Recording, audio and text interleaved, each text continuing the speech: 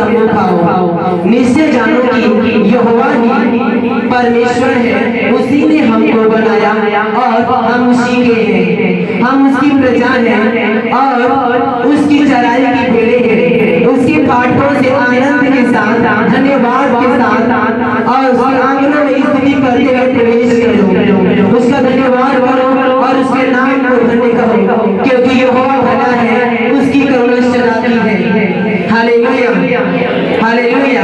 उसकी आराधना सच्चाई से हमें करनी चाहिए। Hallelujah, hallelujah.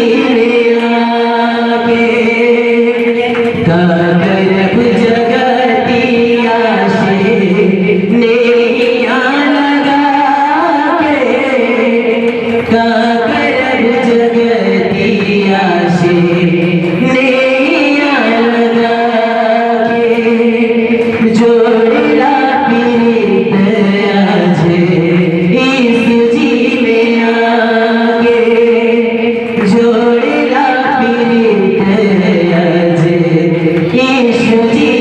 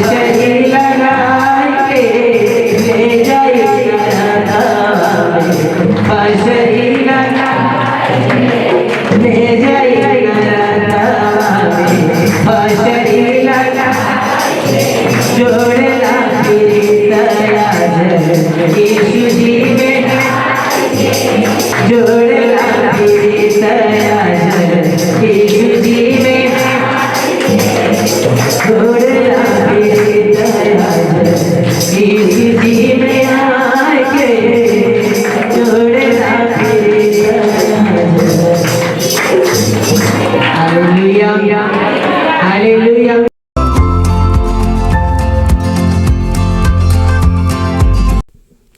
हालेलुया, प्रेज द लॉर्ड। स्वागत बा आप लोगन के हमरे भोजपुरी चर्च में। इस समय है प्रार्थना का, तो आप जहाँ कहीं भी हैं अपने स्थान पे खड़ा हो जाइए और हमरे साथे प्रार्थना करी। हमारा पहला प्रार्थना बिंदु है, हम प्रार्थना करत हैं अपने भाइयन के खातिर। यहोशू 1:9 कहत हो, हम तो के आज्ञा ना देहनी, हियाव बांध के दृढ़ हो जा, डरा मत और तोहर मन कच्चा ना होए, काहे कि जहाँ जहाँ तू जइबा तहाँ तहाँ तोहर परमेश्वर यहोवा तेरे साथे रही हैं।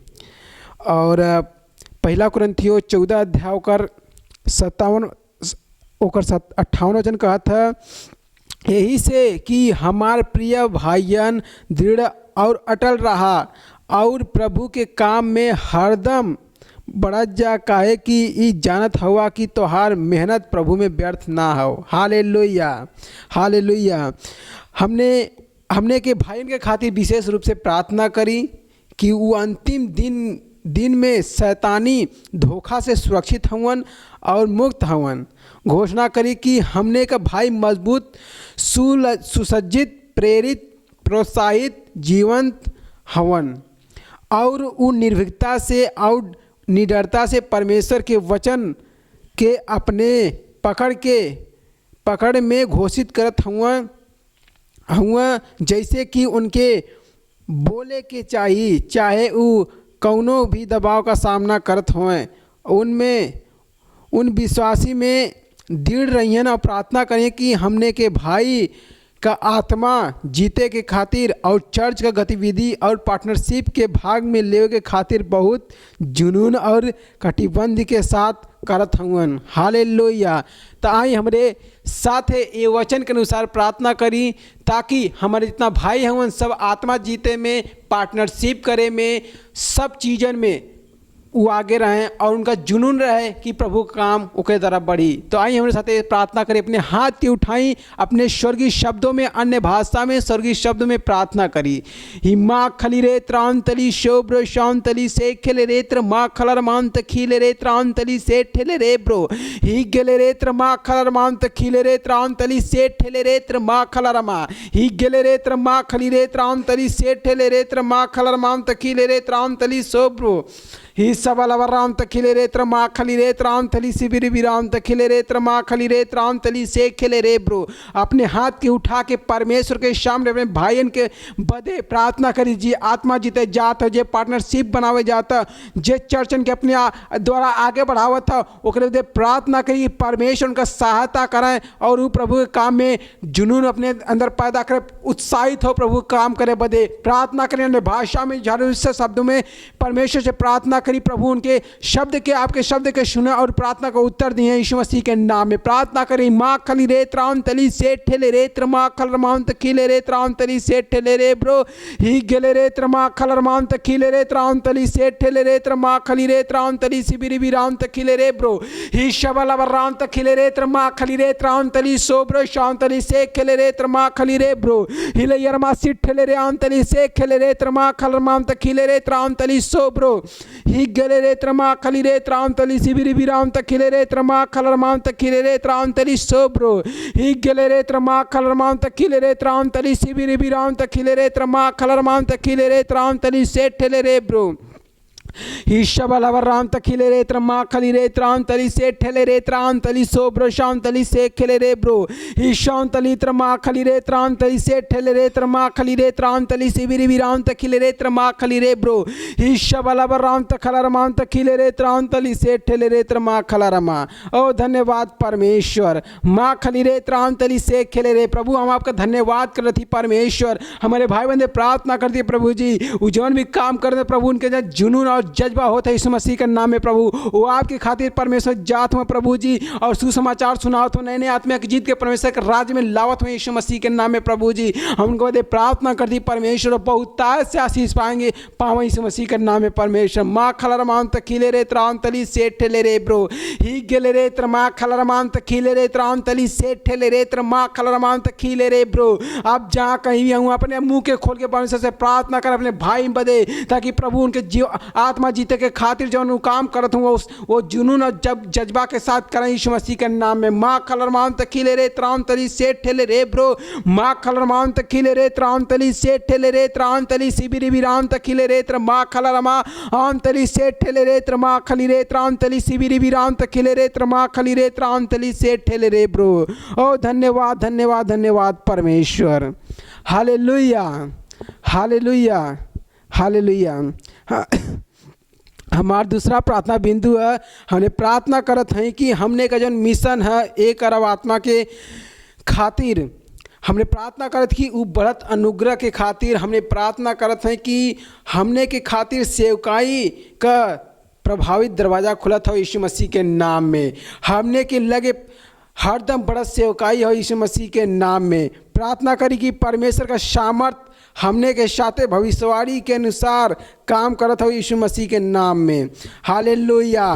ताई इस घोषणा के साथ हमने प्रार्थना करी कि परमेश्वर हमने जब 1 अरब आत्मा के पास पहुँचा थिला इस साल में परमेश्वर हमने के अनुग्रह दें और बुद्धि दें, ताकि हम प्रभु आपका आत्मा जीत के आपके राज्य में लाएं यीशु मसीह के नाम में। ताई अपने हाथ के उठा के परमेश्वर से प्रार्थना करी। आप जौन भी स्थिति में हुआ वो स्थिति के भूल जाई, परमेश्वर स्थिति बदल दिए यीशु मसीह के नाम में। आप आत्मा जीते के खातिर प्रार्थना करी, परमेश्वर का जरूर से जरूर समाधान निकलिए। प्रभु वो आत्मा के बचा के आपके राज्य में लेके आइए। हम जानते हैं परमेश्वर, हम जानत ही प्रभु जी ये आपके वचन के द्वारा काम करिए परमेश्वर।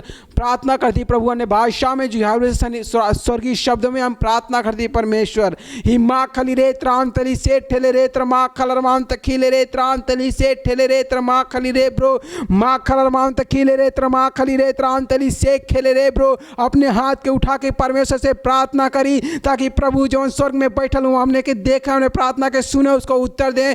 माँ खलरमान तखीले रे त्रांतली से ठेले रे त्रमा खलरमान तखीले रे त्रांतली से खेले रे ब्रो माँ खलरमान तखीले रे त्रांतली से खेले रे त्रमा खलरमान तखीले रे त्रांतली से ठेले रे ब्रो माँ खलरमान तखीले रे त्रांतली से ठेले रे त्रमा खली रे ब्रो शिबिरी विराम तखीले रे त्रमा खली रे ब्रो हिलयर मा सिट ठेले रे आंतली से खेले रे त्रमा खलरमान तखीले रे त्रांतली सो ब्रो ही गेले रे त्रमा खली रे त्रांतली से ठेले रे त्रमा खलरमान तखीले रे त्रांतली से ठेले रे ब्रो ही गेले रे त्रमा खलरमान तखीले रे त्रांतली से ठेले रे त्रमा खलरमान तखीले रे त्रांतली सो ब्रो ही गेले रे ब्रो आंतली से ठेले रे त्रमा खली रे त्रांतली सिबिरी विराम तखीले रे ब्रो हिलयर मा सिट ठेले रे आंतली से खेले रे त्रमा खलरमान तखीले रे ब्रो मामा खांतली रे त्रांतली से ठेले रे त्रमा खली रे ब्रो ही आंतली से ठेले रे त्रमा खलरमान तखीले रे त्रांतली से खेले रे त्रमा खलरमा।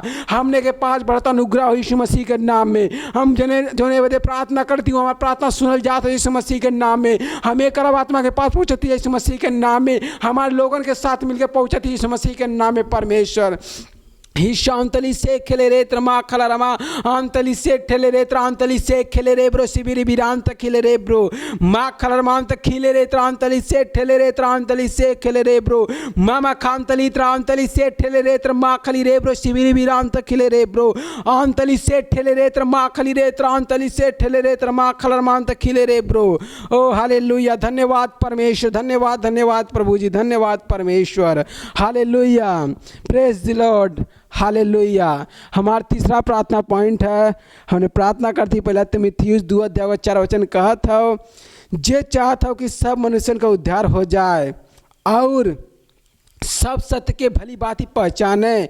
प्रार्थना करी कि उनके परिवार और अपने दोस्तन के खातिर जेकर उद्धार ना भयल हो उ उद्धार ग्रहण करिए और सच्चाई के ज्ञान में आ जाइए यीशु मसीह के नाम में। प्रार्थना करी कि यीशु मसीह के उनके प्रभु और उद्धारकर्ता के रूप में वो स्वीकार और ग्रहण करत हुए यीशु मसीह के नाम में। ताई हमने प्रार्थना करी अपने दोस्त की खातिर, अपने रिश्तेदार के खातिर, अपने जे भी तोरे संपर्क में है सबके खातिर प्रार्थना करा कि सब प्रभु के ग्रहण करे, प्रभु के माने, सब उनकर आत्मा नरक में जाए से बच जाए। आई आवा हमारे वदे आवा ए वचन के अनुसार हमने प्रार्थना करी कि ताकि हमारे जितना रिश्तेदार हुए, जितना आपका और हमारे जितना रिश्तेदार हुए, जितना दोस्त है हुआ, सब बचे यीशु मसीह के नाम में। ताई हम प्रार्थना करत हिला। माँ खलर मान तखिले रे त्राम तले से ठेले रे त्र माँ खली रे ब्रो। अपन हाथ के उठा के परमेश्वर के आगे प्रार्थना करा। मामा खान तली रे त्राम तली से ठेले रे त्राम तली से खेले रे ब्रो। माँ खलर मान तखिले रे त्राम तली से खेले रे ब्रो। बुरी संगति में जे भी पड़ल हमारे रिश्तेदार, चाहे हमारे दोस्त, हमारे भाई, हमारे जितना भी लोग हुआ प्रभु जी हमारे संपर्क में, प्रभु जी हम प्रार्थना करती हूँ उनके बदे परमेश्वर। और आप लोग भी अपने हाथ उठा के प्रार्थना करी कि परमेश्वर उनके प्रभु अपने पिता के द्वारा प्रभु खींच के चर्च में ले आवे पावे यीशु मसीह के नाम में। प्रभु आपको वचन कहले परमेश्वर जब तक हमारे पिता उनके खींच के परमेश्वर के राज में ना लिए तब तक वो ना आ सकन। हम जानती परमेश्वर आपके पिता उनके जात प्रभु जी और खींच के ले आओ तो चर्च में परमेश्वर। माँ खली रे त्राम तली से ठेले रे ब्रो। ये हम ई वचन के अनुसार हम प्रार्थना करती प्रभु जी कि परमेश्वर उनके अंदर परमेश्वर का वचन काम करता है प्रभु। जैसे हम उनके सुसमाचार सुनाओ थी प्रभु जी, वो प्रभु जी उद्धार ग्रहण करते हैं यीशु मसीह के नाम में परमेश्वर। ही शाम तली से खेले रे त्रमा खलमान तक खिले रे त्राम तली से ठेले रे ब्रो। ओ धन्यवाद परमेश्वर। हमारे जितना दोस्त हमारे रिश्तेदार हो प्रभु जी सब प्रभु आपके ग्रहण करते हैं यीशु मसीह के नाम में परमेश्वर। माँ खलमान तक खिले रे त्राम तली से ठेले रे त्राम तली से खेले रे ब्रो। शबलवा राम तक खिले रे त्रमा खलमान तक खिले रे त्राम तली से ठेले रे त्रमा खलरमा। ही गेले रे त्राम तली से ठेले रे त्राम तली से खेले रे त्रमा खली रे त्राम तली से खेले रे ब्रो। धन्यवाद धन्यवाद धन्यवाद परमेश्वर। हरे बात महिमा सम्मान आपकी देती प्रभु और इस प्रार्थना के यीशु मसीह के नाम में मांगत हिला। आमीन। Hallelujah hallelujah. इस समय है आराधना का।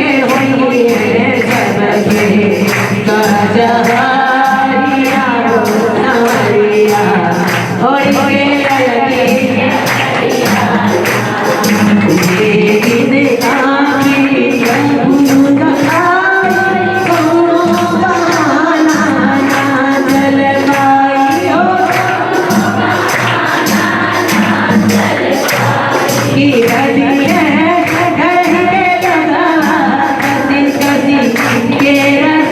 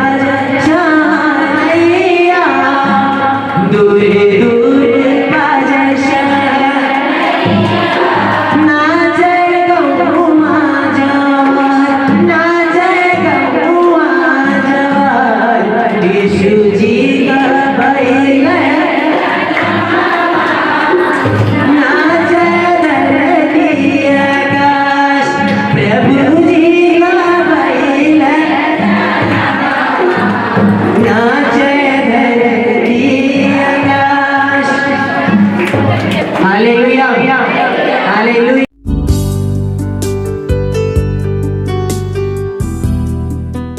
हालेलुया, प्रेज द लॉर्ड। इस सुंदर और अद्भुत समय है हमारे प्यारी वास्तविकता संग्रह का आज का संदेश है भविष्यवाणी के वचन के साथ वस्तुओं के सही करा। हालेलुया। वचन ले गए यशाया 48 अध्याय का 6 वचन AMPC। हालेलुया। तू सुनले हुआ ये बात पहले बतावल गई है, अब तू ए बातन के पूरा हो देखत हुआ और देखा का तू उनकर प्रचार ना करबा। अब से हम तो के नया बना बात और ऐसन छुपावल वस्तु सुरक्षित रखल है गए सुनाई जे के तू ना जान ले हुआ। हालेलुया।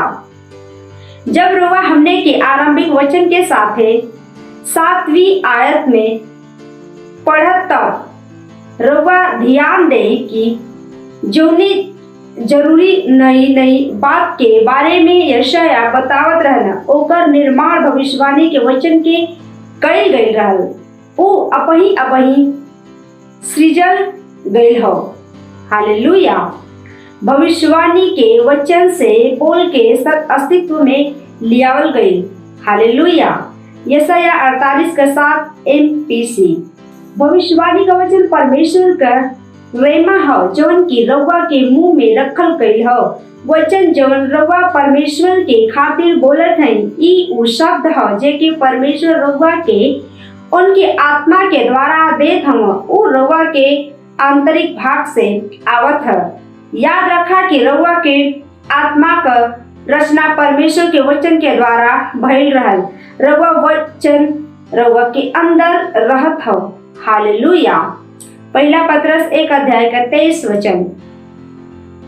वचन परमेश्वर के लोगोस जवन रउआ के अंदर रहत हो सब वस्तु के देखत समझत और रउआ जानत हो काहे कि परमेश्वर का वचन जीवित और प्रबल और हर एक दोधारी तलवार से भी तेज है और प्राण और आत्मा के और गांठ के और गुदा के अलग करके आर पार छेदत है और मन के भावनावन के और विचार के जांचत हवन। सृष्टि का कौनो वस्तु उनसे छिपल ना हो बल्कि जेके हमने के काम हो उनके आँखी के सामने सब वस्तु खुलल और प्रकट हो। हालेलुया। इब्रानियों 4 अध्याय का 12 से 13 वचन। फिर वचन उनके बातन के देखत समझत और जानत हो जे के रउआ कैसे पूरा करत हन ई ओ भविष्यवाणी के वचन से हो जे के रउआ पवित्र आत्मा के द्वारा बोलत हन जवन की रउआ के अंदर रहत हो। हालेलुया। बाइबल कहत है परमेश्वर कहत है कि अंत के दिन में ऐसा हुई कि हम अपन आत्मा सब मनुष्य पे उड़ेलब तो हर बेटा और बेटियन भविष्यवाणी करी हैं। हालेलुया। प्रेरितों के काम 2 अध्याय का 17 वचन। ई खाली रउआ के व्यक्तिगत जीवन पे ही ना लागू होत है भविष्यवाणी के वचन से रउआ ए विश्व के दिशा के बदल सकत हैं।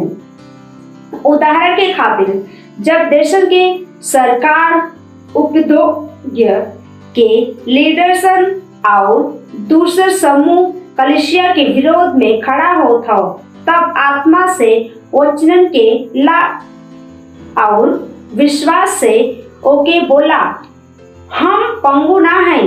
हम जानत हैं कि घटनावन के बदले और वस्तुओं के परमेश्वर के सिद्ध इच्छा में ले आवे के खातिर का करे के हो। हालेलुया। परमेश्वर हमने के उनके गवाह और उनके सेवकन के रूप में भेजले हम। हालेलुया। परमेश्वर हमने के हृदय में और हमने के मुंह में आपन वचन रखले हम और हमने के अपने विश्व में उद्धार के रूप में भेजले हम। जैसे कि भविष्यवक्ता ओबद्याह कहना उद्धार के करे वाले सियोन पर्वत पे चढ़िया। ओबद्याह 1 अध्याय का 21 वचन। अपने वचन के द्वारा भविष्यवाणियों के वचन अपने जीवन में, अपने घर में, अपने सेवकाई में, नौकरी व्यवसाय में, शहर में और देश में वस्तुओं के सही करा। हालेलुया, प्रेज द लॉर्ड। इस सुंदर समय घोषणा कर जहाँ कहीं भी है अपने पवित्र हाथ की उठाई और हमारे पीछे घोषणा बोली। हम घोषणा करत हैं कि यीशु हर वस्तु के ऊपर प्रभु होना, वो हर सरकार और अधिकार और सामर्थ और प्रभुत्व और हर ओ नाम के ऊपर होना जवन की लिहल जात हो, ना खाली ये युग में बल्कि आवे वाले युग में भी मसीह हम में और हमरे द्वारा संपूर्ण विश्व में राज्य और शासन करत हूँ। आमीन, हालेलुया, प्रेज द लॉर्ड। इस सुंदर समय गवाही कर।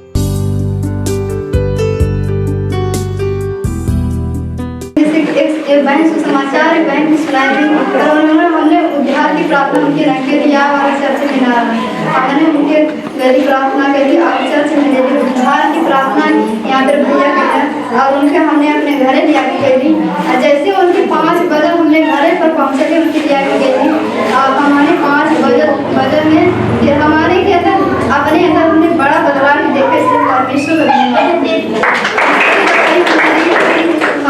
जमनी भर गया दादी आप चर्च से हमारे जैसे कि गाड़ी थोड़ा दूरी पर चक्का उधर रहा, 2 चक्का इधर रहा। हमने सोचा कि सड़क पार हो जाए, सड़क पार हुआ नहीं तबले गाड़ी तो दोनों आई पूरा एक हाथ पर रुक गई गाड़ी। 4 चक्का उधर गया, हमने कहा यीशु जी हमके बचाओ।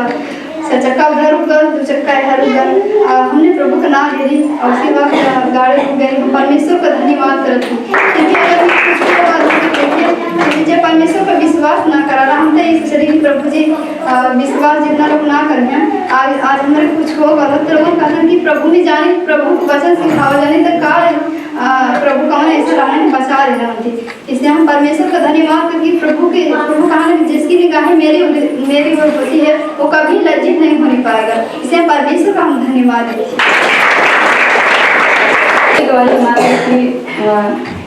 जब पति पत्नी का मीटिंग रहा तो उस समय हमने बहुत सीख लिया और बहुत हमें बेहतर लगा और हमें जीवन में बहुत ज़्यादा बदलाव की बात है।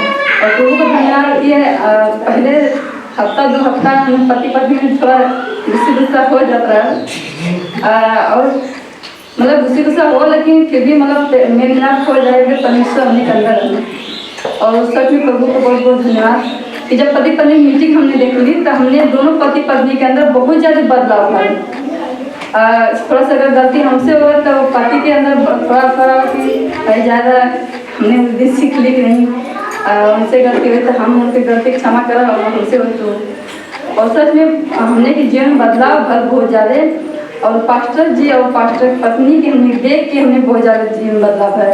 एक दिन उनका प्रेम बहुत अच्छा हमने को लगा और सच में हमने जब भी देखी ला उनका प्रेम कि मतलब चाहे दुख में हो चाहे सुख में हो लेकिन उन दोनों जने के अंदर बहुत ज़्यादा प्रेम लगा और वही प्रेम देख के हमने के जीवन बहुत ज़्यादा बदलाव बन। आज हमने पति पत्नी सच में बहुत बदल कर और बहुत बहुत धन्यवाद।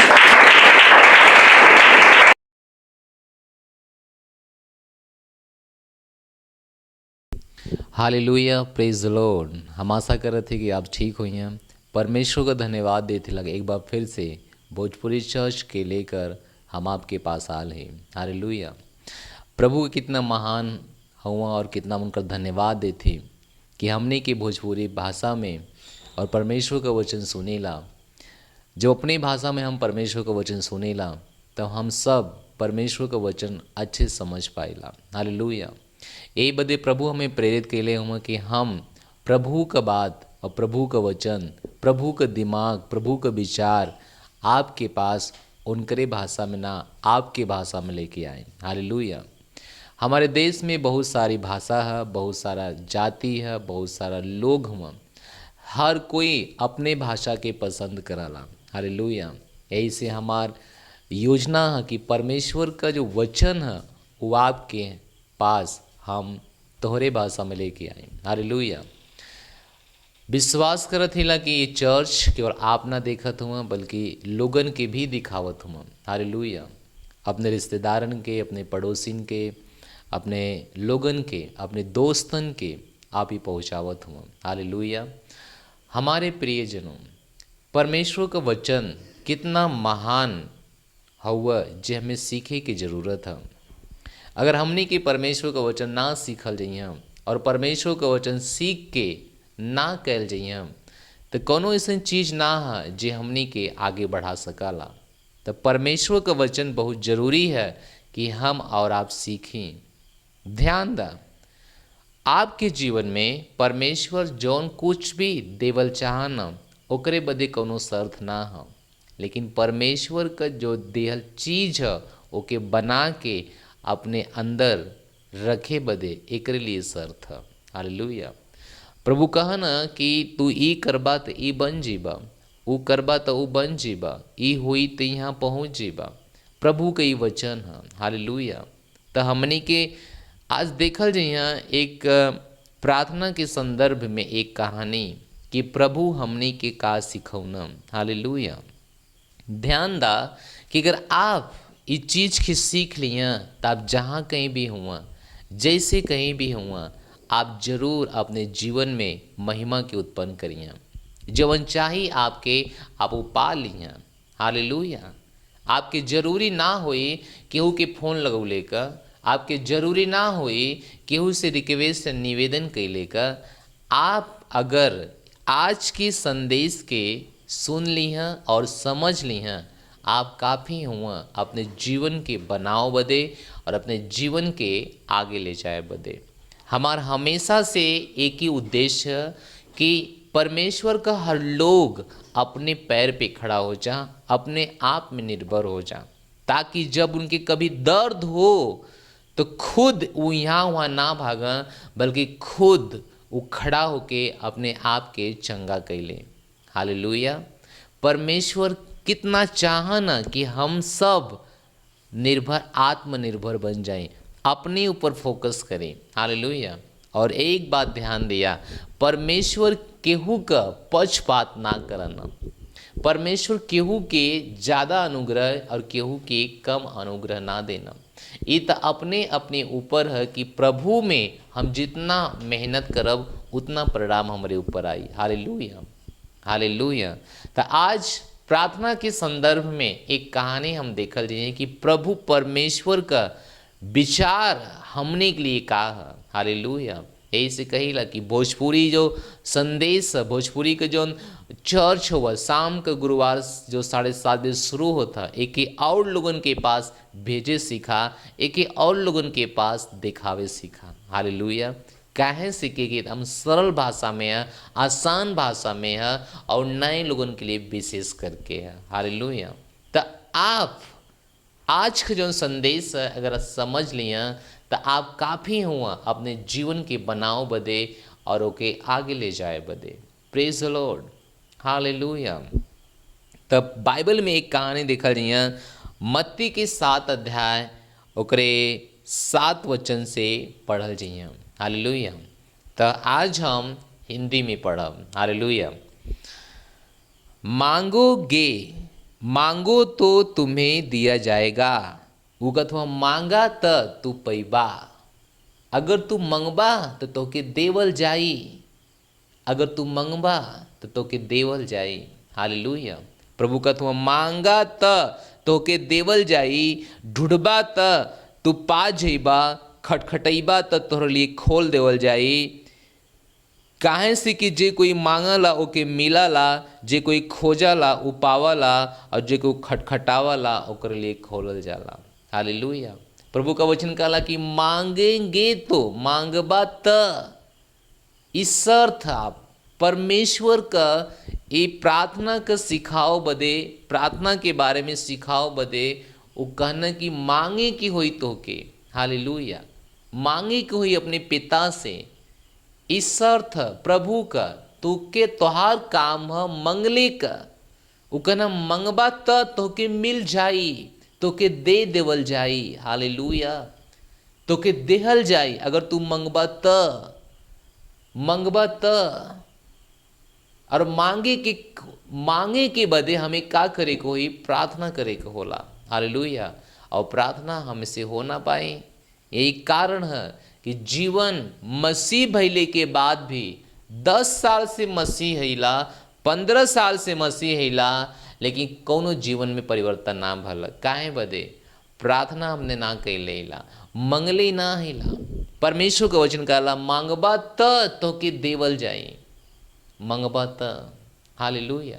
वो कहना मांगबा त तोके देवल जाई, ढूंढबा तो तू पा जेबा, खड़खड़ेबा तोर लिए खोल देवल जाई। हालेलुया। प्रभु कथो मांगबा त ये ऑफर है प्रभु की ओर से। वो कथो मांगा वो कथो एक वादा वो करत हुआ कि पहले तो के का करे को ही मांगे की हुई, फिर सारी चीजें जौन तो के चाहिए, जौन विषय में तू मंगबा वो तो के मिल जाए। Hallelujah, hallelujah, hallelujah. जवन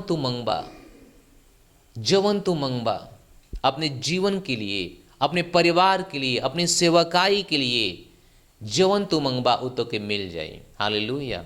ये प्रभु का वचन कहा था, साफ कहा था, मांगबा तो के मिली। मंगबा त। जब कभी आपके पास परेशानी होला, मांगा प्रभु से। वो कहले हुआ मंगबा तो के देवल जाए। जब वो कहले हुआ मंगबा तो के देवल जाए, तब मांगे में का परेशानी है? हमने की मांगे की हुई, हमने की मांगे की हुई। जैसे हमने संसार के सामने हाथ फैलैला, प्रभु का नाम श्रापित हुआ मनुष्य है जे मनुष्य के ऊपर भरोसा कराला।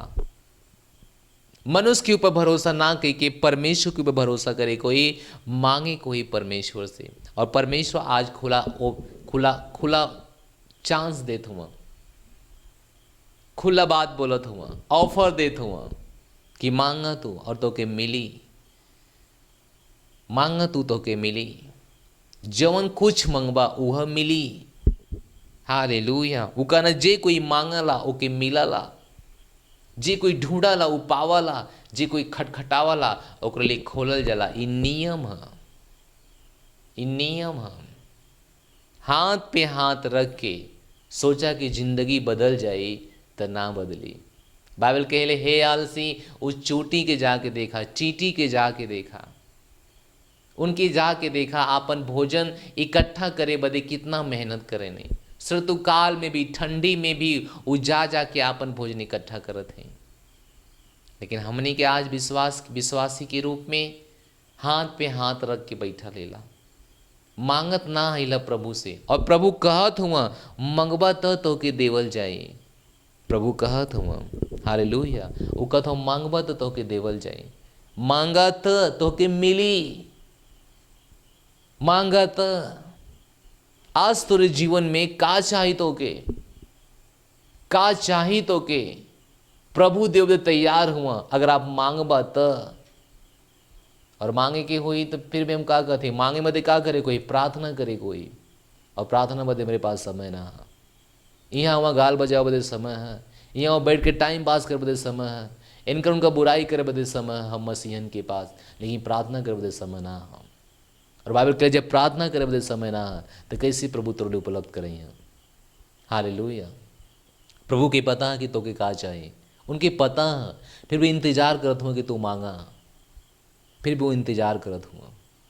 Hallelujah, hallelujah. कुछ चीज़ें अपने नियंत्रण में प्रभु के लेवे के होला। कुछ चीज़ें उदाहरण के लिए तो के पता है कि जो तोहार चीज़ है वह तेरे बेटा का चीज़ है। जितना अधिकार तोहार ओकरे ऊपर उतना अधिकार तेरे बेटा के ओकरे ऊपर है। तो के पता है कि इस समय तेरे बेटा और तेरे बेटी का चाहिए। जब वो स्कूल जात हुआ, जब वो घर में हुआ, जब वो बाजार जात हुआ आप, तो आपके पता है कि आपके बेटे और बेटी का चाहिए, आपके सब पता है। लेकिन आपका उम्मीद है आप इंतजार करना कि अगर ये मंगिए तो हम देव। आपके जेब में एक चॉकलेट हुआ लेकिन मैं इंतजार करना अगर बेटा और बेटी मांगी तो हम देव। प्रभु भी यह हुआ वो देखा ना कि हम मांगत ही लगा।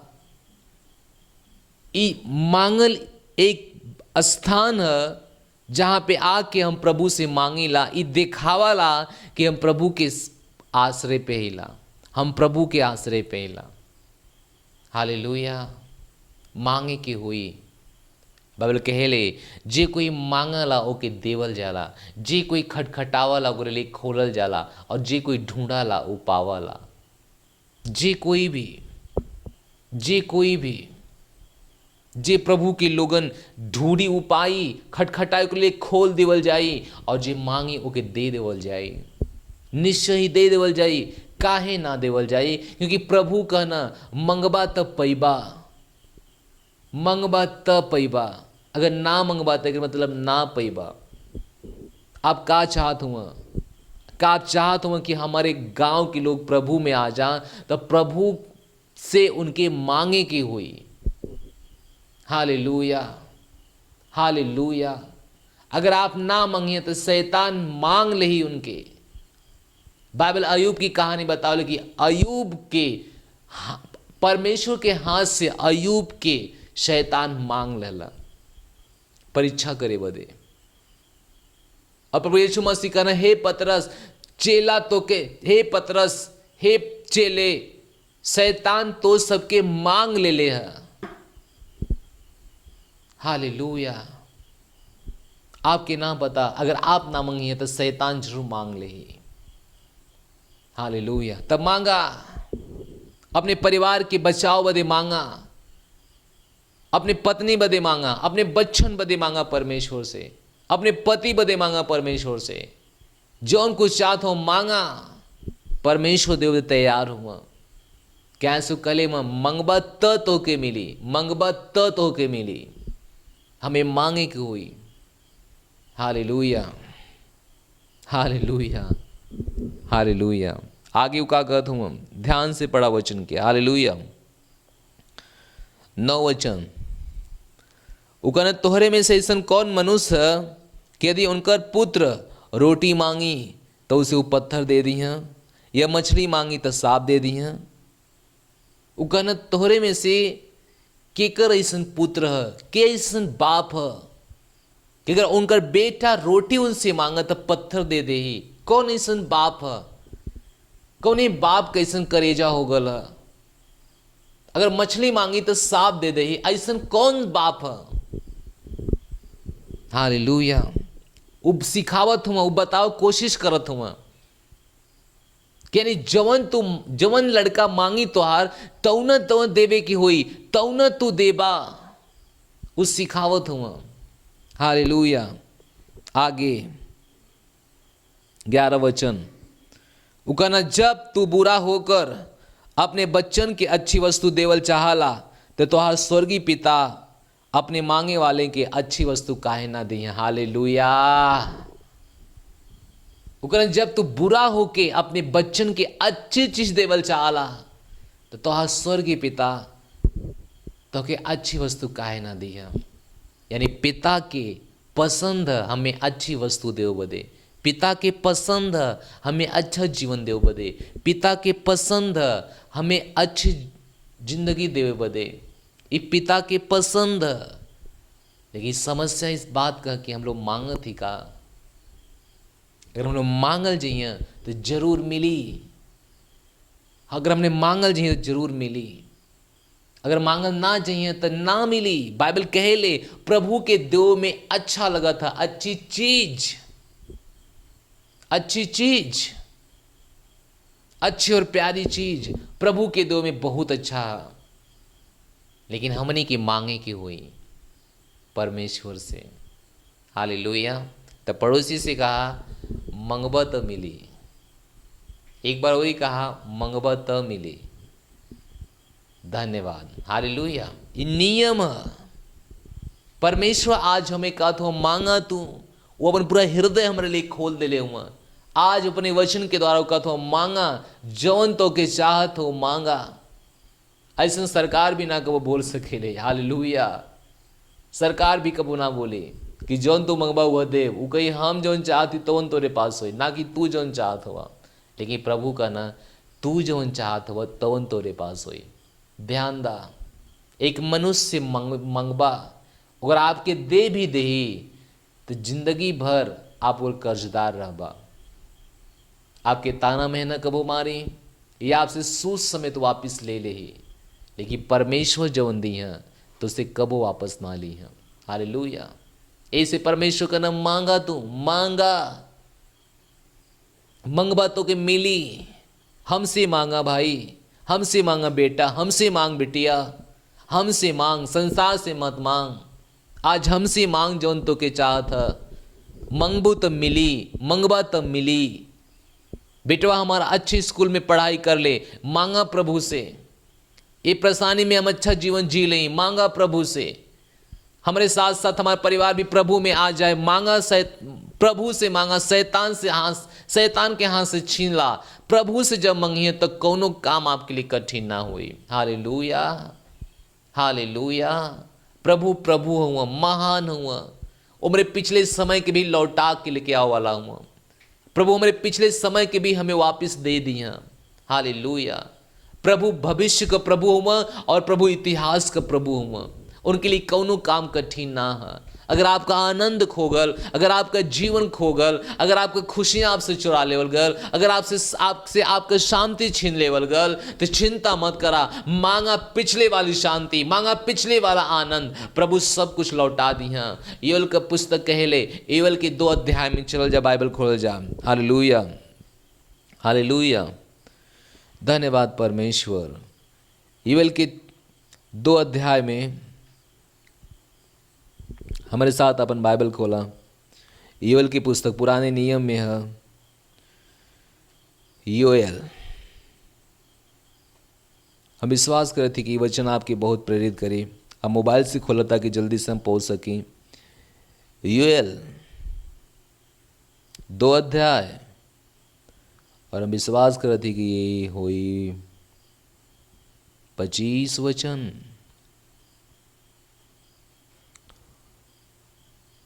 हालेलुया। 25 वचन यहाँ आप लिखल है, जौने वर्ष का उपज अरबे नामक टिड्डी और एल और हासिल और गाजाम नामक टिड्डियों ने, अर्थात हमरे बड़े दल जेके हम तोरे बीच में भेजलेली, खा गयल, हम ओकर हानि तो के भर देव। Hallelujah, hallelujah. वो कहना कि जवन त्वार खत्म हो गयल, खुशी, शांति, प्रेम, बहुत जो पिछले समय रहा, जो एनर्जी तोरे शरीर में पिछले समय रहा, उस सब कुछ हम तो के लौटा देव, लेकिन तो के मांगे की हुई। हालेलुया। प्रभु का नाम मांगा, मांगा तो के मिली, मांगा तू। हालेलुया। आपका पिछले समय में जो भी जीवन रहा, बीच में कुछ भी परेशानी आ गल, पिछले समय में प्रभु के ले जा और पिछला समय मांग ला प्रभु से। पिछला खुशी प्रभु से मांग ला, पिछला आनंद प्रभु से मांग ला, पिछला जीवन प्रभु से मांगा, पिछली ताकत अपने शरीर में मांगा, पिछली एनर्जी मांगा, सब कुछ तो के लौटा दिया। हालेलुया। बाइबल में लिखा है प्रभु इतिहास का प्रभु हूँ। बाइबल में लिखा है कि अय्यूब का सब कुछ खत्म हो गया रहा। 7 बेटा बेटी, पूरा परिवार, धन संपत्ति, सब कुछ खत्म हो गया, सब कुछ खत्म हो गया। जो पिछले समय में उसका जीवन रहा, वो देश का, पूर्वी देश को उस समय सबसे बड़ा राजा रहा, सबसे धनी आदमी रहा। ओकरे आसपास बहुत से नौकर चाकर रहा, भेड़ बकरिया रहा, सब कुछ खत्म हो गया रहा। लेकिन वो परमेश्वर के ऊपर आशा लगा के बैठे। बाइबल के उनके शरीर के अंदर पूरा कीड़ा पड़ गया है ना, उनका शरीर के अंदर बहुत पॉइजन हो गया, बहुत परेशानी हो गया, लेकिन वो व्यक्ति प्रभु के ऊपर भरोसा बन के रखा। हालेलुया। बाइबल कहेले वो व्यक्ति आपन खुशी चाहतल, आपन प्रेम चाहतल, पहले वाला आपन जीवन चाहतल। और प्रभु बाइबल में लिखल है कि प्रभु का सब कुछ जो रह लौटा देना, बल्कि लौटा ना देना, ओकर डबल लौटा देना। हालेलुया। प्रभु डबल लौटा देना। हालेलुया। आप देखत हो कि सब का है वो मंगली का प्रमाण रहा, डबल लौटा देना। अयूब के कभी भी ना लगल कि ओ प्रभु का फिर उस समय आई का जन आनंद हमसे छीन लेवल गल, जन बेटा बेटी हमसे छीन लेवल गई ना, जन हमारा राज्य पाठ हमसे छीन लेवल गल, का वो फिर से हमारे पास आई। लेकिन परमेश्वर महान रहना, फिर से सब कुछ लौटा के वापिस लिया देना। यही से मांगे कोई परमेश्वर से। परमेश्वर का सामत बहुत महान है, बड़ा प्रेम है उनकर हम सब के लिए। लेकिन हमने के ये बात ना समझ में आवत है। हालेलुया। यही कारण है कि सालों से मसीह हिला हमने के, लेकिन आज भी वह जीवन जिय थी, वही दशा में अपन जीवन काटत थी जौने दशा में हम पहले रहे। परेशानी कहाँ है, हम मांगत ना हिला। लेकिन प्रभु का वचन बल देता कि मांगा मांगा मांगा त पैबा। वो कहा तो कि जे कोई मांगी उ पाई, जे कोई मांगी ओके देवल जाई, जे कोई खोजी उ पाई, जे खटखटाई ओकरे लिए खोल देवल जाई। हालेलुया। हालेलुया। प्रभु महान हुआ। वो प्रार्थना का उत्तर हमें देवल चाहना, वो हमरे मंगली का उत्तर हमें देवल चाहना। लेकिन परेशानी है कि हमनी के मांगे के सिवा केवल शिकायत करत हिला, शिकायत करत हिला। हमरे ई ना तमरे ऊ ना, हम इतना दिन से चर्च में जाते हैं, हमार कुछ ना बढ़ल, हमार कुछ ना बनल, हमें कौनो लाभ ना मिलत है। हमार सवाल आपसे है, ऐसा जवाब ऐसा सवाल करे वाले लोगन से है। हमार सवाल कि का आप प्रभु से मांगत हैं, मांगत हुआ? जाके अपन कमरा बंद करके प्रभु से कहत हुए, हे पिता आज हमें ई चाहिए यीशु के नाम में, हे पिता आज हमें ई चाहिए यीशु के नाम में। का ऐसा प्रार्थना आपके जीवन में होता? अगर ना होता तो करे शुरू करा, शिकायत रुक जाए, कुड़कुड़ाना बंद हो जाए, क्योंकि प्रभु तेरे लिए आकाश खोल दिया और तेरे जीवन में बहुत तयास से दे दिया। हालेलुया। यही बदे कहना मांगा मांगा मांगा तो होके मिली, मांगा तो होके देवल जाए। हालेलुया। प्रार्थना का जो पावर है जौने दिन आप समझ लिया ओ दिन आपके जीवन के बदल दे। हालेलुया। हे हमरे भाई, हे हमरे बहनी, प्रभु से मांगे शुरू करा। बल्कि एक विधवा औरत, एक गरीब औरत, एक बहुत बड़े जो उस व्यक्ति को दबंग बताती है कि उसके पास वो जात है और कहती है हमारा न्याय चुका, हमारा न्याय चुका, हमारा न्याय चुकावा। वो व्यक्ति हर दिन महटियावा था, लेकिन एक दिन उस महिला का वो न्याय चुका ही देता। तो प्रभु का वचन कहला अगर वो व्यक्ति अगर ऐसा होके उस महिला का न्याय चुका सकला, हमार प्रेम तो तेरे लिए बहुत बड़ा है, हमार दिल तो तेरे लिए बहुत बड़ा है, हमार जीवन तेरे लिए बहुत बड़ा है, इतना बड़ा है कि तू हमसे ज़्यादा कीमती हुआ, यही से हम तोरे लिए अपन प्राण दे दिली, तो ओकरे बदले में का ना देव। प्रभु का वचन कहला कि हम अपन प्राण दे दिली तोरे बदे, हम अपन प्राण तोरे बदे दे दिली, ओकरे बदले में हम का ना देव, हम देव। हम ओकरे बदले में जे व्यक्ति जे प्रभु हमरे लिए अपन प्राण दे सकन, वो हमरे लिए का ना दे सकन। हालेलुया। लेकिन परेशानी ये बात का कि हमने मांगत ना हिला, हमने मांगत ना हिला, ना मांगे की हुई, मांगे की हुई। हालेलुया। मांगे को ही प्रभु से। अगर प्रभु से ना मांगल जाइए तो हमनी के ना पावल जाइए, ऐसे मांगे की हुई। हालेलुया। बाइबल है जे कोई मंगला, एक व्यक्ति अंधा रहा, बाइबल कहेले कि प्रभु के पीछे आवतल और कहे हे दाऊद के संतान हमरे ऊपर दया करा, दया करा, हमरे ऊपर दया करा। वो कहना हम तो के का कैसे किला, वो कहना कि तू चाहबा तो हम ठीक हो जाए, हम देखे लगा। प्रभु दर्द से भरे कहना हम चाहत हिला कि तू ठीक हो जा। बाइबल कहेले वही घड़ी अंधा देखे लगल। हालेलुया। एक व्यक्ति आयल प्रभु के पास और कहे लगल, हे प्रभु चल के हमारे बेटी के देखा, मरे से पहले हमारे घरे चला, हमारे बेटा मरे से पहले हमारे घरे चला। प्रभु कहने का भर ठीक हम तोरे घरे चलब। वो कहने हे प्रभु हम तो अपने हम ये लायक ना ही लगी तो के अपने घरे हम लेके चली, लेकिन तू केवल यहीं से आपन शब्द कह दा हमारा बेटा चंगा हो जाए।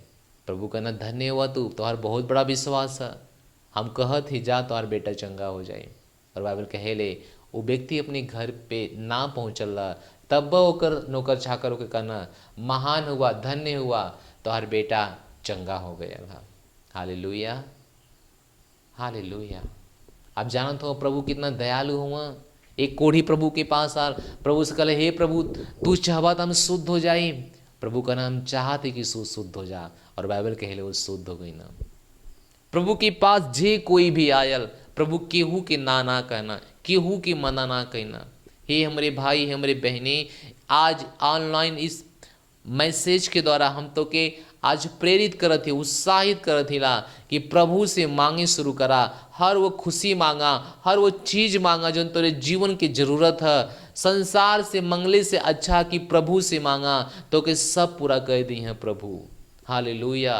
कहे से कहना खुद ही कहना जे मांगी ऊ पाई, जे मांगी ऊ पाई, यानी जे ना मांगी ऊ ना पाई।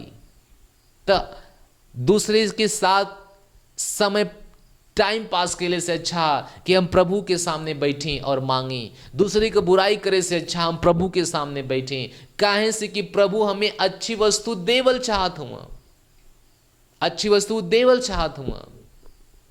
आपका जीवन बदल जाए, आपके घर में शांति आ जाए, आपका परिवार बदल जाए, आपके घर में महिमा से और महिमा से आप सब भर जाइए। जौने देना अपन कदम उठा लिए प्रभु से मांगे बदे, प्रभु आपके लिए सब कुछ कह दिए हैं जौन आप चाहत हुआ।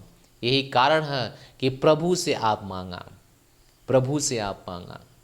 क्यों इंसान के साथ मत अपन समय बितावा, उसे मंगले से, इंसान से मंगले से अच्छा कि प्रभु से मांगा। प्रभु बताइए कौन इंसान के पास जाए के है, या प्रभु कौन इंसान के हमारे पास भेजिए जौने चीज़ का हमारे पास कमी है वो पूरा करे बदे। Hallelujah, hallelujah. बाइबल कहेले उ परमेश्वर इतना दयालु हुआ, इतना प्रेमी हुआ कि एक पल में तोरे पूरे दुनिया के बदल सकना। हालेलुया। एक पल में पूरी दुनिया की बदल सकना। इसलिए प्रभु के पास आवे को हुई और मांगे की हुई। प्रभु से मांगे में लजा मत, प्रभु से मांगे में पीछे मत हटा, प्रभु से मांगे में मत शर्मिंदा बना, प्रभु से मांगे में आलसी मत बना। प्रभु से मांगा।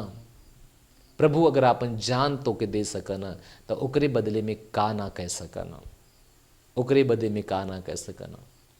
तो आज अगर हम कहते कि तुम्हारा बेटा अगर बीमार है तो घर पे जा और ओकरे ऊपर हाथ रखा और प्रार्थना करा, हे पिता यीशु के नाम में अपने बेटा के ऊपर हम चंगाई मांगत हिला और चंगाई हो जाए। आपके जीवन में कोनो कमी है, घरे जा, जौने चीज़ की कमी है, चावल का कमी है, गेहूं का कमी है, जिस चीज़ की कमी है वही चीज़ पे हाथ रखा और कहा हे पिता हम प्रार्थना करत ही, हम मांगत ही यीशु के नाम में ये चीज़ हो जा, ये चीज़ भर जा, और वो चीज़ जरूर बढ़ जाए। हालेलुया। और काहे ना बढ़ जाए, प्रभु कहना मांगत तो के मिली। अब हम अपन काम पूरा करें और फिर दूसरा काम प्रभु कह कि अब वो अपन काम पूरा करा। लेकिन हमार काम का है मंगले का, अब प्रभु का काम का है देहले का। वो हमारे पिता हुआ, आपका पिता हुआ, हर चीज़ हमारे जीवन में, आपके जीवन में उपलब्ध करा सकना। काहे से वो हमार आपका पिता और परमेश्वर हुआ। ऐसे मांगे के हुई, प्रभु से मांगा, प्रभु से मांगा। और हर एक के सिखावा कि वो भी प्रभु से मांगा। आपको कोई प्रियजन हॉस्पिटल में है, मांगा हे पिता यीशु के नाम में ये भाई ये बहन हमारे घर सुरक्षित वापस आए और सुरक्षित वापस आए। हालेलुया। हे पिता हमार पिछला समय लौटा दा हमें, उस सब कुछ आपके पास लौट के आए। हे पिता जो हमारा खुशी पहले रहा, जो हमारा सम्मान पहले रहा, उस सब हमके चाहता, उस सब कुछ आपका लौट के आई। हालेलुया। और मांगा हे पिता हमार भविष्य सुरक्षित रहा, कैसे प्रभु इतिहास का प्रभु हुआ और भविष्य का भी प्रभु हुआ। तब मांगा और मंगले में पीछे कभी ना हटा। Hallelujah, hallelujah, hallelujah, hallelujah. मंगले से कभी पीछे मत हटा। हम परमेश्वर को धन्यवाद देते कि परमेश्वर आज इस वचन के द्वारा तोके बतावत हुआ कि तोके एक काम करे के है, मांगे के है परमेश्वर से। घुटने बैठ के मांगा, खड़ा होके मांगा, जैसे इच्छा वैसे मांगा, प्रभु तोके सब कुछ उपलब्ध करा दी। हालेलुया। धन्यवाद परमेश्वर का। अब जहाँ कहीं भी अपने हाथ उठावा, प्रभु का धन्यवाद दा सुंदर वचन के लिए, प्रभु का धन्यवाद दा सुंदर वचन के लिए और सुंदर जीवन के लिए। प्रभु का धन्यवाद दा कि आज वो हमसे बात करत हुआ, कि आज प्रभु हमें बतावत हो कि हे हमार बेटी, हे हमार बेटा, तू मांगा और जे कोई मांगी वो पाई। प्रभु आज ये बात करत हुआ, इसलिए प्रभु का अपने हाथ उठा के धन्यवाद दा, प्रभु का महिमा करा और प्रभु का धन्यवाद दा कि हे प्रभु हम जान गलिला कि जौन कुछ हमें चाहिए वो आप हमारे लिए उपलब्ध करी हैं।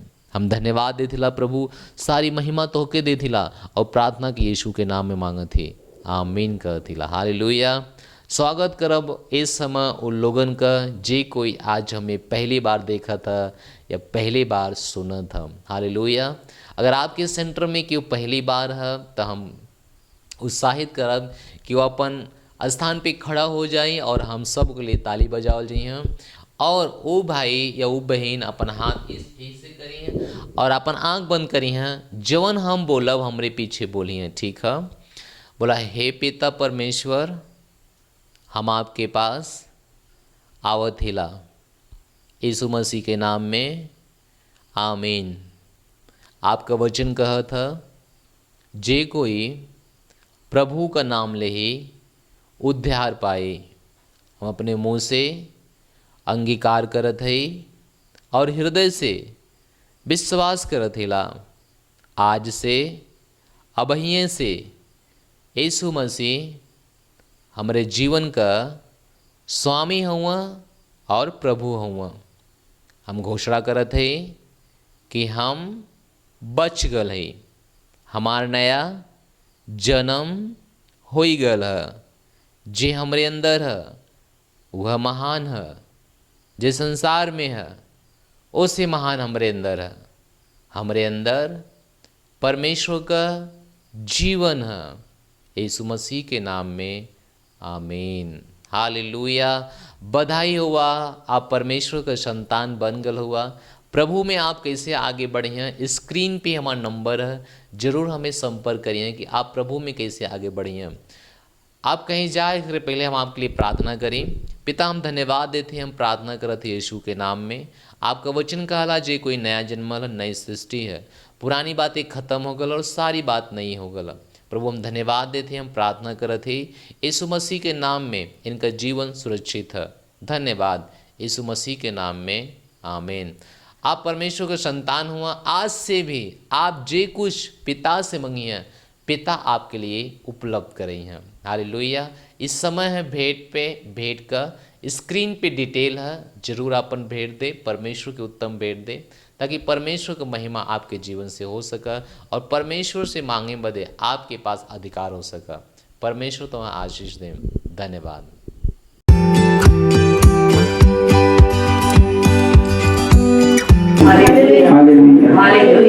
जहाँ चाले यीशु हो, जहाँ चाले यीशु लग जाने बजरिया डहरिया संभाल के चला। जहाँ चाले यीशु हो, जहाँ चाले यीशु लग जाने बजरिया डहरिया संभाल के चला, डहरिया संभाल के चला। चेता चेता चेता नाता बाइबल पढ़ के चेता चेता सिखाया मुझे कनक बाइबल पढ़ के देखा तो हमें जाइए लो तो हमें जाइए प्रभु के संगतिया डरिया संभाल के चला तो हमें जाइए लो तो हमें जाइए यीशु के संगतिया डरिया संभाल के चला जहाँ जाए यीशु जहाँ जाए यीशु लग जाए बजरिया डरिया संभाल के चला जहाँ जाए यीशु जहाँ जाए यीशु लग जाए बजरिया डरिया संभाल के चला यीशु पर विश्वास लगावाया अपने जीवन बचावा यीशु पर विश्वास लगावाया अपने जीवन बचावा लहू से धोले खाओ लहू से धोले पाप के गंदरिया डरिया संभाल के चला लहू से धोले खाओ लहू से धोले पाप के गंदरिया डरिया संभाल के चला जहाँ जाए यीशु जहाँ जाए यीशु लग जाए बजरिया डरिया संभाल के चला जहाँ जाए यीशु जहाँ जाए यीशु लग जाए बजरिया डरिया संभाल के चला जहाँ आदर के घरे लौरी पाप के डरे जहाँ आदर के घरे लौरी पाप के डरे प्रभु जी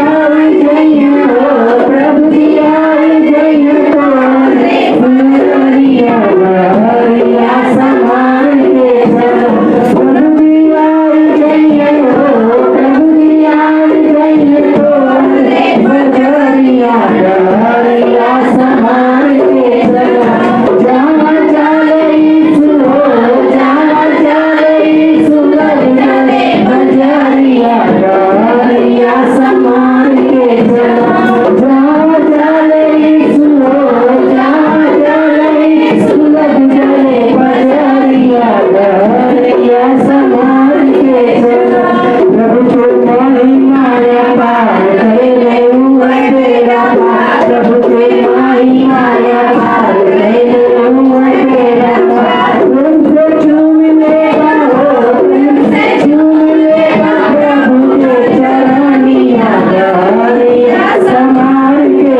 चला उनसे झूम लेगा हो उनसे झूम लेगा प्रभु के चरनिया डरिया संभाल के चला जहाँ जाए यीशु जहाँ जाए यीशु लग जाए बजरिया डरिया संभाल के चला जहाँ जाए यीशु जहाँ जाए यीशु लग जाए बजरिया डरिया संभाल के चला छोड़ा दुनिया तेरी छोड़ा यीशु की से छोड़ा दुनिया तेरी छोड़ा यीशु की से कुर्बान जाइबा हो कुर्बान जाइबा यीशु के बजरिया डरिया संभाल के चला कुर्बान जाइबा हो कुर्बान जाइबा यीशु के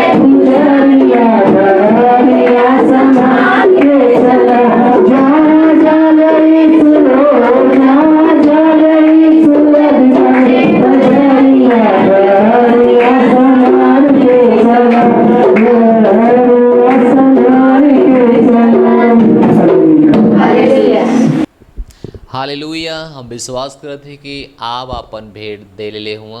हम आपके भेंट के लिए प्रार्थना करब। प्रभु यीशु हम धन्यवाद देते हैं, हम प्रार्थना करत ही प्रभु जे कोई देले बा ओकरे लिए आपका भंडार खुलल है, अपरंपार आशीष का बारिश होता प्रभु। उनके घर से हर एक बीमारी हर एक परेशानी यीशु के नाम में ख़त्म होता। पिता हम प्रार्थना करत हिला इनका गलत पैसा इनके गलत जगह पे ना जा, नाजायज़ जगह पे खर्च ना हो, हॉस्पिटल में ना जा और कहीं ना जा, फालतू खर्च ना हो। पिता परमेश्वर के पैसे से शैतान का हर एक हाथ काटत हिला, उनका पैसा सुरक्षित करत हिला। यीशु मसीह के नाम में आमीन। हालेलुया। इस समय हम प्रार्थना करब, जहाँ कोई बीमार हुआ हाथ रखा, प्रभु से हम प्रार्थना करब और निश्चय ही परमेश्वर आपके जीवन में बदलाव ले हैं। हालेलुया। हे पिता, हम प्रार्थना करत हैं यीशु मसीह के नाम में, जहाँ जे कोई बीमार है, जहाँ से केव देखत है, आज यीशु मसीह के नाम में हम प्रार्थना करत हिला। हे पिता, उनके जीवन में हम चंगाई मांगत ही यीशु के नाम में। हम आदेश देती हर तरह का बीमारी, हर तरह का परेशानी के जीवन के छोड़ दे, उनके हड्डियां के रोग के छोड़ दे, उनके कान की बीमारी चंगी हो जा, उनके आँख और आंत की बीमारी चंगी हो जा, उनके पेट की बीमारी चंगी हो जा, उनके लीवर की बीमारी चंगी हो जा, उनकी डायबिटीज़ खत्म हो जाए यीशु मसीह के नाम में, उनके टीबी की बीमारी खत्म हो जा, दमे की बीमारी खत्म हो जा, लंगड़ापन चला जाए, अंधापन चला जाए, यीशु मसीह के नाम में चंगा हो जाए। हे पिता, हम प्रार्थना करते हैं यीशु मसीह के नाम में। यीशु मसीह का नाम इनके जीवन के व्यवसाय, इनके परिवार के ऊपर बोलत ही। हे पिता, हम प्रार्थना करते हैं, पिता से मांगे वाला बनत हुआ और पिता आप इनके लिए हर चीज उपलब्ध करात हुआ जिनके जीवन के लिए जरूरत है। पिता, हम प्रार्थना करते हैं, इनके खिलाफ बनल शैतान के कोनो योजना सफल ना है। हर भूत प्रेत, हर जादू टोना, हर तंत्र मंत्र, हर कियल करावल, हर खायल पियल यीशु के नाम में खत्म होता और ये चंगा होता हुआ। इनके जीवन में हम शांति बोलत हिला, इनके शरीर के अंदर हम चंगाई बोलत हिला, इनके सर के बाल से पांव के नाखून तक हम चंगाई बोलत हिला। यीशु मसीह के नाम में चंगा हो जा। जहां कहीं भी हाथ है वो भाग चंगा होता है यीशु के नाम में। हार्ट की बीमारी चंगी होता है यीशु के नाम में। घबराहट जाते यीशु मसीह के नाम में। ब्लड चंगा होता है यीशु के नाम में। हड्डियों का रोग जा रहता है यीशु मसीह के नाम में। टाइफाइड खत्म होते यीशु मसीह के नाम में। डेंगू बीमारी खत्म होते यीशु के नाम में। मलेरिया खत्म होता है यीशु मसीह के नाम में। इनका जीवन चंगा होता। हे पिता, हर तरह का बीमारी इनके छोड़ा था, हर तरह का परेशानी इनके छोड़ा था यीशु मसीह के नाम में। ये परमेश्वर के लिए एक गवाही देते हुए यीशु मसीह के नाम में एक गवाह बनत हुआ परमेश्वर के लिए हम धन्यवाद देते हैं। पिता, इनके जीवन में आपका महिमा परम्पार बारिश होता, आपके महिमा का परम्पार बारिश होता। हर तरह के खर्च का श्राप, हर तरह के गरीबी का श्राप, हर तरह का बीमारी का श्राप यीशु के नाम में खत्म हो जाए इनके जीवन से। हाँ पिता, हम धन्यवाद देते, हम प्रार्थना करत हिला। ओ पिता, आपका महिमा हो। पवित्र आत्मा के जीवन का नियंत्रण लेता। जहां कहीं भी देखा तजे, जहां कहीं भी सुनत जे, ओकर जीवन का पवित्र आत्मा नियंत्रण लेता, यीशु के नाम में नियंत्रण लेता और पूरी तरह से समझ देता परमेश्वर का ज्ञान का। धन्यवाद देथिला। अंधरा देखत हुआ, लंगड़ा चलत हुआ, बहिरा सुनत हुआ यीशु मसीह के नाम में। हे पिता, अगर केहू बाजी न जिकरे पास बेटा बेटी ना है, हम प्रार्थना करथिला उनके गर्भ आज आशीषित होता यीशु मसीह के नाम में। उनका गर्भ आज आशीषित होता है यीशु मसीह के नाम में। उनका गर्भ आज आशीषित होता है यीशु मसीह के नाम में। हे पिता, हम प्रार्थना करथिला उनके गर्भ के ऊपर से हर तरह का श्राप तोड़ देती, हर तरह का जादू टोना खत्म करती यीशु मसीह के नाम में आशीषित होता हुआ। हे पिता, बेटा और बेटी देके आप आशीषित करत हुआ, हम आपका धन्यवाद देते, हम आपका महिमा करते। हे पिता, जे आज के समय में जे कोई नौकरी खोजता, जे कोई व्यवसाय के लिए परेशान है, हे पिता, हम प्रार्थना करते उनके लिए हर कंपनी का दरवाजा खुला था, हर व्यवसाय का दरवाजा खुला था, उनका व्यवसाय आगे बढ़ते यीशु मसीह के नाम में। हे पिता, हम प्रार्थना करथिला हर कोई जो निराश हुआ आनंद से भर जा, हुआ आनंद से भर जा, हुआ आनंद से भर जा यीशु मसीह के नाम में, हुआ आनंद से भर जा। हम धन्यवाद देथिला पिता परमेश्वर, हम धन्यवाद देथिला एक इस समय में जगह खैले पीले कोनो कमी हम प्रार्थना करते पिता, भरपूरी से ओकरे अंदर हो, हर चीज ओकरे पास हो, कोनो घटी ना हो, यहोवा उनका चरवाहा हुआ, उनके कोनो कमी ना हो। हम धन्यवाद देते परमेश्वर पिता, हम धन्यवाद देथिला, धन्यवाद देथिला परमेश्वर पिता। सारी महिमा हम प्रभु के देथिला, चंगाई के लिए हम धन्यवाद देथिला और प्रार्थना यीशु मसीह के नाम में मांगा थी, आमीन कहती। हालेलुया। विश्वास है कि हमारी प्रार्थना आपके जीवन की बदली, हम यीशु से आपके लिए मंगले ही जरूर आपके पास हुई। हालेलुया। अगर आपका जीवन बदला था, स्क्रीन पे हमारा नंबर है, हमें जरूर अपन गवाही बतावा, अपन डिटेल बतावा कि परमेश्वर आपके जीवन में का कहना, ताकि हम आपकी गवाही दूसरे के दिखा सकें और दूसरे के प्रभु के आपकी गवाही दिखा के दूसरे के प्रभु के लिए उत्साहित कर सकें। लास्ट प्रार्थना हमारे साथ बोला, परम पिता का प्रेम, यीशु मसीह की अनुग्रह, पवित्र आत्मा की सहभागिता हमरे साथ बनल रहे। निश्चय ही भलाई और करुणा हमारे जीवन में और हम परमेश्वर के राज्य में हमेशा के लिए राज्य करत थी। यीशु मसीह के नाम में आमीन। Thank you, God bless you. सूचना है इस रविवार को प्रभु भोज है, तो उपवास होके आइया या उपवास होके ना भी है तो कोनो जरूरी ना हो, क्योंकि बाइबल कहेले प्रभु भोज केहू भी उपवास होके ना लेला। हालेलुया, बाइबल में कहीं भी ना हो। दूसरी बात, आपकी बपतिस्मा ले को हुई इस शर्त अब अगर आप बपतिस्मा ना ले हुआ तो बपतिस्मा जरूर लेवल जाओ, ताकि आपका प्रभु भोज हो सके। हालेलुया। एक विश्वासी का चिन्ह, वो विश्वासी तब है जीवन 7 काम करत है। पहला काम पश्चाताप और विश्वास करत है, दूसरा काम बपतिस्मा लेता, तीसरा काम प्रार्थना करे में समय बिताओ था, चौथा काम वो सुसमाचार प्रचार करत था और चेला बनाओ था, पाँचवा काम वो प्रेम करत था, छठवां काम प्रभु भोज में वो शामिल होता, और 7वां काम उदारता से परमेश्वर के भेंट देता। एक पक्का विश्वासी का और एक स्वस्थ विश्वासी का ये चिन्ह कि ओकरे अंदर का 7 बात है तो स्वस्थ विश्वासी है। अगर ना है तो 7 बात ओकरे अंदर आवे की जरूरत है। हालेलुया। ध्यान दा, स्वस्थ रबा हमेशा बढ़बा, स्वस्थ ना रबा आगे ना बढ़बा। प्रभु आपके आशीष दें। अगले गुरुवार के जरूर मिल जाइए। तब तक लिए परमेश्वर आपके आशीष दें।